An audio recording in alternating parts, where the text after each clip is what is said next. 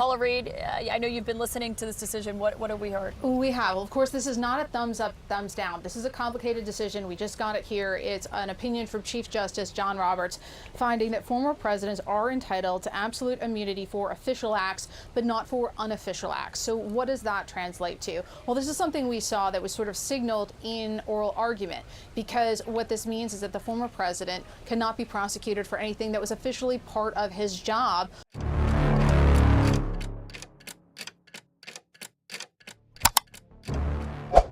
Certaines décisions judiciaires ne mettent pas fin à une procédure.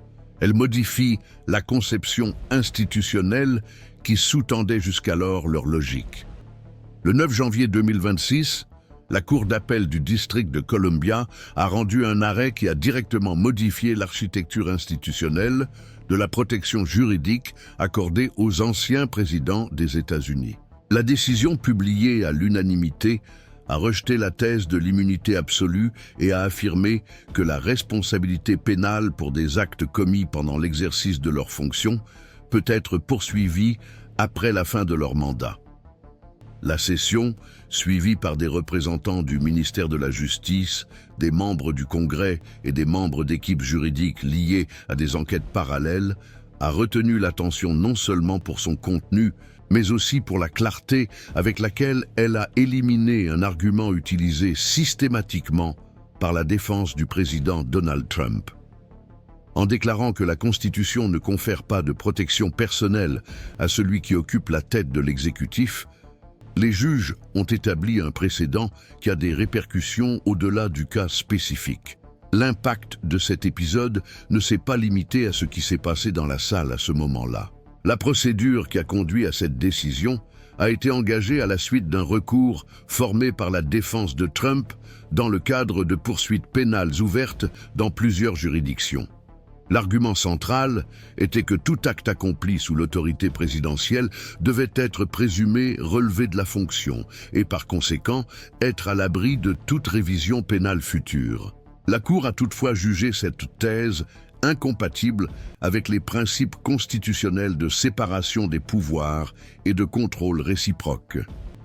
Les magistrats ont indiqué que la figure de la grâce présidentielle, même lorsqu'elle est prévue, ne s'applique pas de manière auto-accordée. Cette position contredit directement l'une des stratégies documentées dans le dossier, dans laquelle des avocats liés au président ont tenté de légitimer un mémorandum rédigé à la fin du mandat de Trump, dans lequel il aurait lui-même déclaré éteinte sa responsabilité pénale pour les actes commis dans l'exercice de ses fonctions et avant celle-ci. La Cour a rejeté cet instrument comme invalide, soulignant que le pouvoir de grâce a été conçu comme un acte de concession institutionnelle et non comme un mécanisme d'auto-immunité. La publication du jugement a provoqué des mouvements simultanés sur au moins 3 fronts institutionnels. À la Chambre des représentants, les parlementaires de la commission judiciaire ont repris les discussions sur la faisabilité de criminaliser certaines obstructions détectées lors des commissions d'enquête précédentes. Au ministère de la Justice, des analyses internes ont été rouvertes afin d'évaluer si la décision permettrait de faire avancer les plaintes qui avaient été classées pour des raisons de zone grise constitutionnelle. Et dans les coulisses de la Cour suprême, des conseillers juridiques ont indiqué que, bien que des recours supplémentaires puissent être déposés, la décision rendue par la Cour d'appel a force obligatoire pour les tribunaux inférieurs jusqu'à une éventuelle révision. Dans ce scénario, le statut juridique de Trump a cessé d'être une question hypothétique et est désormais entré dans le domaine de la responsabilité effective, sur la base de faits déjà documentés et de procédures en cours. La rapidité avec laquelle les effets de la décision ont commencé à se manifester a attiré l'attention. En moins de 72 heures, les unités étatiques et fédérales mentionnées dans les affaires de New York, de Géorgie et du district de Columbia ont publiquement mis à jour leur communiqué de presse pour indiquer que le nouveau cadre interprétatif était en cours d'intégration dans les instructions procédurales. De même, des rapports internes d'organismes de surveillance législative ont identifié des changements dans le discours des parlementaires qui, jusqu'alors, avait adopté une position ambiguë face aux accusations. L'abandon de la rhétorique de l'immunité structurelle a cédé la place à un langage plus technique, fondé sur des précédents, ce qui témoigne d'un changement dans le modèle de réponse publique à ce sujet. À ce stade, les développements indiquent non seulement l'intensification des poursuites contre le président, mais aussi un nouveau degré de responsabilité institutionnelle sur les limites du pouvoir présidentiel. Pour ceux qui suivent attentivement les mouvements du système, des épisodes comme celui-ci aident à comprendre pourquoi certains moments prennent une dimension historique. Cette chaîne continuera à suivre les développements sur la base de documents vérifiés et d'une analyse critique des institutions concernées. C'est dans ce contexte que plusieurs organes de contrôle ont commencé à réévaluer la situation juridique des présidents après la fin de leur mandat. La décision de la Cour d'appel n'est pas venue isolément. Elle reflète une série de mesures prises dès le premier semestre de 2025, lorsque le comité de surveillance de la Chambre a rendu un avis technique suggérant que le concept d'immunité présidentielle était utilisé pour entraver l'enquête sur des faits potentiellement criminels. Cet avis, bien qu'initialement a orienté un changement dans le langage juridique adopté par d'autres instances. Le contrôleur général du ministère de la Justice a commencé à utiliser dans ses bulletins internes le terme « limite dynamique des prérogatives », signalant une ouverture à une révision doctrinale. Peu après, le bureau du procureur fédéral du district de Columbia a présenté une consultation formelle sur l'applicabilité de la grâce présidentielle auto-accordée, anticipant ainsi une partie de la controverse qui allait être résolue aujourd'hui. À partir de ce moment, il est devenu évident qu'il y avait un effort de convergence entre les pouvoirs de la République pour redéfinir de manière articulée la portée des mécanismes de protection institutionnelle de la fonction présidentielle. Le Sénat, même sans délibérer publiquement sur le sujet, a convoqué une série d'audiences techniques au sein de la Commission des affaires juridiques, réunissant des constitutionnalistes, d'anciens procureurs fédéraux et des membres retraités de la magistrature. Parmi les thèmes débattus figurait l'utilisation d'instruments administratifs pour la protection personnelle, la séparation entre les actes gouvernementaux et les actes d'intérêt privé et les risques de précédents institutionnels incontrôlables si les tentatives d'auto-amnistie étaient reconnues comme valides. Bien que les rapports issus de ces audiences n'aient pas de force normative, leur publication a contribué à consolider une nouvelle grammaire institutionnelle sur la responsabilité des hauts fonctionnaires. L'arrêt de la Cour d'appel n'a fait que formaliser ce mouvement. Cette convergence aide à comprendre la rapidité avec laquelle la décision a eu des répercussions au sein de la structure exécutive. La Maison-Blanche, par l'intermédiaire du bureau du conseiller juridique, a envoyé un mémorandum aux agences fédérales indiquant que les demandes de confidentialité fondées sur l'intérêt présidentiel antérieur devaient être réexaminées à la lumière de la nouvelle jurisprudence. Parallèlement, les archives nationales, chargées de conserver les documents officiels de la présidence, ont informé le comité d'archivage de la sécurité nationale que certaines ordonnances de mise sous scellé de documents pouvaient être invalidées si elles avaient pour seule justification la figure du président en tant que partie intéressée. Ces ajustements, bien que techniques, témoignent de la volonté de l'État de supprimer les couches de protection qui, dans un passé récent, ont servi de bouclier pour retarder ou empêcher l'avancement des enquêtes. D'autres organismes de contrôle ont également procédé à des ajustements. L'administration fiscale, par exemple, a révisé le protocole d'accès aux déclarations fiscales présidentielles après la fin du mandat. Les documents qui nécessitaient auparavant une autorisation express peuvent désormais être consultés sur demande du ministère public, à condition qu'ils soient accompagnés d'une justification formelle. La Commission des valeurs mobilières a élargi son champ de surveillance des actifs liés aux holdings présidentiels, adoptant l'idée que la protection patrimoniale ne peut être utilisée pour dissimuler des responsabilités administratives ou pénales. Et l'Agence d'éthique gouvernementale elle-même a publié un avis dans lequel elle affirme pour la première fois que l'utilisation de l'appareil public à des fins de protection juridique personnelle peut constituer une infraction éthique passible de sanctions rétroactives. Le système commence progressivement à agir comme un organisme qui cherche à corriger un déséquilibre interne détecté à partir d'un cas limite.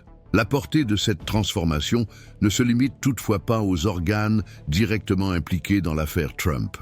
Les tribunaux régionaux ont déjà commencé à citer l'avis de la Cour d'appel dans des décisions impliquant des maires, des gouverneurs et d'autres fonctionnaires jouissant de prérogatives. L'argument central est que la jurisprudence fédérale, en niant la possibilité d'auto-amnistie et d'immunité rétroactive, renforce le principe d'égalité devant la loi en tant que pilier de l'administration publique.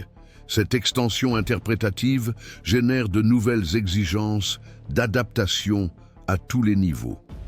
Les facultés de droit ont entamé une révision des programmes d'études en droit constitutionnel, incluant cette affaire comme étude obligatoire.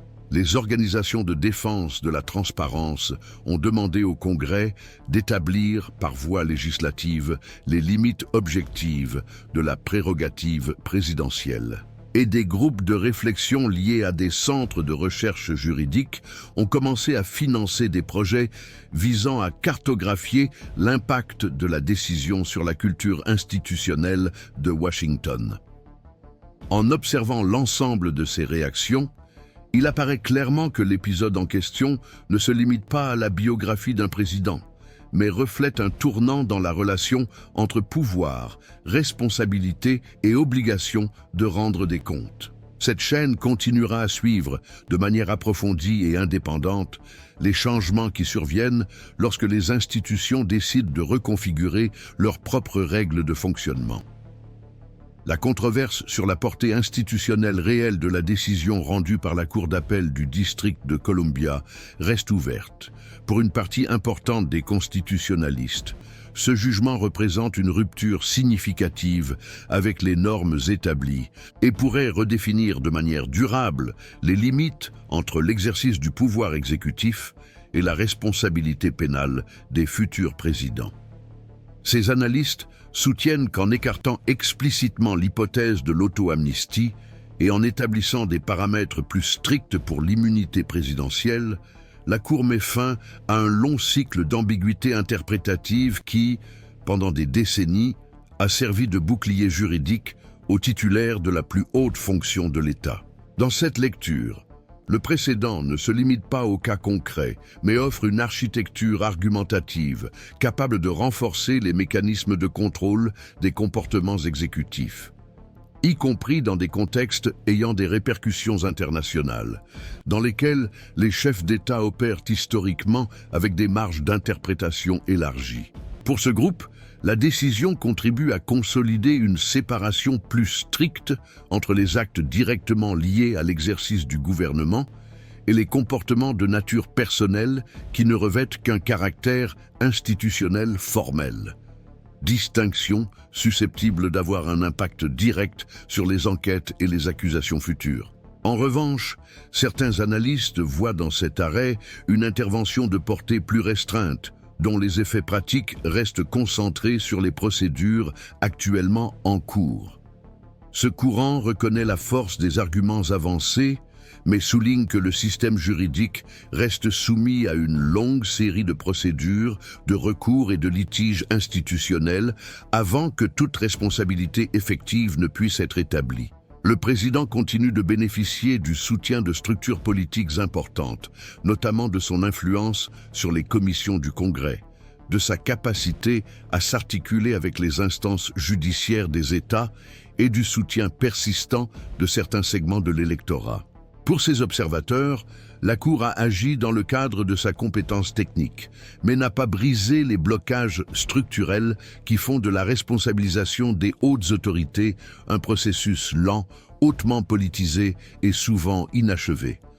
Dans cette optique, la décision est significative, mais insuffisante pour générer des transformations profondes sans une action convergente et continue du Congrès et de la Cour suprême. Le débat se déplace également vers le plan symbolique et vers le risque de vider le jugement de sa substance pratique.